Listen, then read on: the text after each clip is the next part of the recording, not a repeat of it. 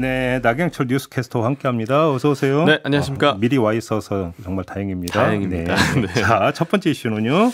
자, 지난 19일이었죠. 지난해 고 이해람 중사가 극단적인 선택을 했던 공군 부대인 공군 20 전투비행단에서 또 다른 여성 부사관이 사망했다는 소식이 전해졌는데요. 네네. 애초에는 이 부대 그 숙소 내부 발코니에서 숨졌다 이 정도로만 알려졌는데 이 숙소가 고 이해람 중사가 숨진 채 발견됐던 바로 그 관사였던 것으로 알려져서 논란이 일고 있습니다. 네. 게다가 이제 강하사는 이 사실을 알지 못한 채 지난 1월에 관사 배정이 된 것으로 전해졌고요. 입주 3개월 뒤에 그 해당 관사에서 이 중사가 사망했던 사실을 알고 나서 주변 동료들에게 공포감 또 정신적 스트레스를 호소했다고 합니다. 그리고 어제 그 시민단체인 군인권센터에서 발표한 내용인데요. 현장에서 유서로 추정되는 다이어리에 기재된 내용이나 또 여타 정황을 확인해 보니까 이 강하사의 사망에 20 전투비행단 부대의 요인이 있었던 것으로 보입니다. 자, 유서 일부에 이런 내용이 있었다고 합니다. 나는 아무 잘못도 없는데 나한테 다 뒤집어 씌운다. 또 내가 운전한 것도 아니고 상사님도 있었는데 나한테 왜 그러냐. 또 만만해 보이는 하사 하나 붙잡아서 분풀이하는 중사 꼭 나중에 그대로 돌려받아라. 자, 이런 내용으로 미뤄봐서 이 강하사에 대한 상관들의 괴롭힘이 있지 않았을까 추정해 볼 수 있는 대목이겠죠. 예. 이 부분은 조금 더 좀 수사가 이루어져야 할 부분일 것 같고요. 그런데 이 군 수사기관을 과연 믿을 수 있을까 하는 생각이 들게 하는 일이 초동 수사 과정에서 좀 있었다고 합니다. 네. 현재 민간 경찰 또 군인권센터 국가인권위 입회 하에 군이 수사를 하고 있는데요. 군 수사기관이 다른 입회 주체들이 확인하기 전에 유서를 봉인했다가 항의를 받고 봉인을 푸는 등 민간과의 협조가 원활하게 이루어지지 않았다고 합니다. 네. 입회를 한 군인권센터에서는 민간 검찰이 군의 수사 기록을 요구했지만 군 수사기관은 일체 제공을 거부하고 있는 상황이다라고 밝히기도 했습니다.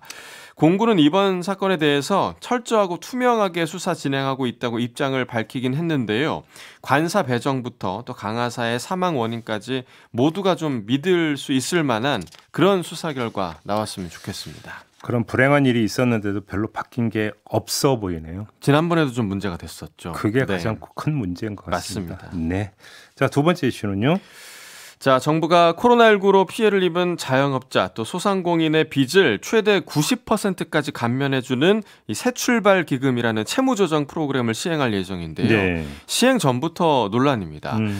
이 새출발 기금의 1인당 빚 탕감 한도액이 30억 원으로 결정됐기 때문입니다. 네. 자, 어제 한국경제 보도였는데요. 한경이 확보한 새출발 기금 관련 자료에 따르면 금융회사의 코로나19 대출 만기 연장 또 상환 유예 조치를 받고 있거나 소상공인 코로나19 재난지원금 또는 손실보상금 등을 받은 적이 있는 사람 중에 이 대출을 3개월 이상 연체한 사람이 부실차주로 우선 분류가 되고요. 이 부실차주는 소득이나 재산 또 상환 능력 등에 따라서 무담보대출 원금의 60%에서 최대 90%까지 감면받을 수 있다고 합니다. 네. 개인 사업자는 최대 25억 원, 또 법인 소상공인은 최대 30억 원까지 채무 조정이 가능하게 되는데요. 이러한 새출발 기금의 빚 탕감 기준에 논란이 될 만한 소지가 있어 보입니다. 일단 최대 30억 원이라는 한도액이 적절하냐라는 건데요. 이 기금이 이제 기본적으로 영세한 사업자들을 대상으로 하는 건데 이렇게 수십억 원의 빚을 질 만큼의 담보와 신용을 갖춘 법인까지 지원하는 게 맞냐? 라는 의문이 좀 들고요. 예. 코로나19 피해 사실을 얼마나 객관적으로 입증할 수 있을지 그리고 그 판단 기준을 얼마나 객관적으로 둘 수 있을 것인지도 조금 의문입니다. 가장 큰 문제는 그동안 이제 원리금을 잘 성실하게 갚아왔던 분들인데요. 네. 이 성실하게 원리금 갚아온 차주들에게는 상대적 박탈감을 느낄 수 있게 하는 그런 부분이겠죠. 뭐 버티면 깎아준다 이런 인식이 확산할 수 있을 것 같기도 하고요. 네. 또 이제 탕감을 해준다면 그 부채를 떠안는 건 정부인데 이 정부와 캠코가 그 부분을 부담한다고 하는데 안 그래도 그 감세 정책으로 세수 부족이 우려되는 상황에서 이 부분을 온전히 부담할 수 있을지 또 의문스러운 대목입니다. 코로나로 인해서 정말 이렇게 되어버린 거라면 저는 뭐 탕감해 줄 수도 있는 문제라고 저는 개인적으로는 저는 그렇게 생각을 해요. 네. 근데 문제는 이렇게 되어버리면 그럼 동일한 다른 케이스가 형평성 논란 없이 전부 다 그럼 탕감이 가능하냐? 맞습니다. 그건 아닐 거 아니겠습니까? 네. 그러면 이거에 대한 좀 방책이 있는 거냐? 이걸 좀 체크를 해봐야 될 것 같은데요. 예, 그렇습니다. 자, 마지막 이슈는요. 자, 아마 뭐 여름 겨울에 진행하는 스타벅스의 프리퀀시 상품 기다려지는 분들 많으실 건데요. 스타벅스 음료 17잔 정도 마시고 쿠폰을 모으면 한정판 사은품을 증정하는 이벤트입니다. 네. 그런데 스타벅스가 이번 여름에 프리퀀시 다 모은 분들에게 서머 캐리백이라는 가방을 한정판으로 나눠줬는데요. 네. 이 가방에서 1급 발암물질인 포름알데히드 성분이 검출됐음에도 불구하고 이 이벤트를 진행한 정황이 YTN 단독 보도로 전해졌습니다. 자, 문제는 이달 초에 이 가방에서 냄새가 난다라는 제보로부터 시작이 됐는데요.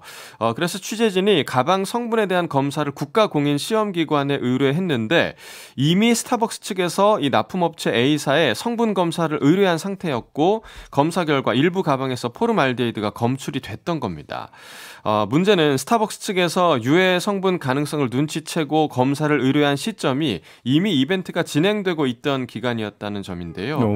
바로 사실 조치를 취했어야 했는데 하지만 그러게요. 스타벅스는 지난 11일 이벤트가 종료된 이후에 인터넷에 그 의혹 글이 올라오고 파문이 커진 뒤에야 지난 23일 이 가방을 음료 쿠폰 3장과 교환해주는 조치를 취합니다. 사실 뭐 이 조치도 한참 미흡한 조치라는 비판이 쏟아졌었는데요. 논란이 더 커지자 스타벅스 측에서는 내부적으로 교환 정책을 확대하는 방안도 검토하고 있는 것으로 알려졌습니다. 이 스타벅스 프리퀀시 이벤트는요, 소비자들이 아침부터 줄 서서 이 해당 사은품을 받을 정도로 뜨거운 반응을 얻고 있는 그런 이벤트거든요. 그런 만큼 이번 논란에 대한 확실한 입장 표명 또 사후 조치가 이루어져야 할 것으로 보입니다. 안 걸리면 좋고 걸리면 그때 가서 뭐 이런 거잖아요. 그러니까요. 이렇게 하면 안 되죠. 네. 네. 오늘 아마 입장 표명을 할 것으로 소비자의 건강 예정돼 있습니다. 네. 맞습니다. 자, 나경철 캐스터 수고하셨습니다. 네, 고맙습니다.